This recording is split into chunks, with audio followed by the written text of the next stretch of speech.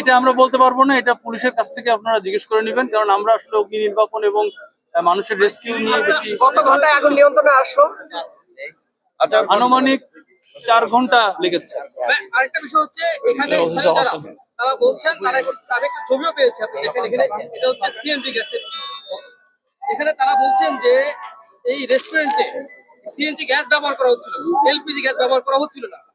এটা কি মানে এই ধরনের কোনো গ্যাস ব্যবহারের আলামত আপনারা এখানে পেয়েছেন কি? আমি বলেছি যে আমরা একটা ভিডিও দেখতে পেলাম এবং এটা আমরা আমাদের গাড়িও যখন এসেছে ফার্স্টে ওই ভিডিওর সাথে মিলে যায়। তো আমরা সম্ভাব্য ধারণা বলেছি, আরো আমাদেরকে তদন্ত করে দেখতে হবে, তারপরে আমরা বলতে পারবো অ্যাকচুয়ালি কি ঘটেছে। মানে এলপিজি গ্যাসের পরিবর্তে যদি সিএনজি গ্যাস ব্যবহার করা হয়, মানে ব্যবহার করার অনুমতি আছে কিনা এই ধরনের রেস্টুরেন্টগুলোতে, সেটা একটু বলবেন। আর ব্যবহার করলে কি ধরনের ঝুঁকি রাখতে হবে? আপনারা জানেন যে এলএনজি গ্যাস থেকে সিলিন্ডার গ্যাস যেগুলো আছে এটা ঝুঁকিপূর্ণ।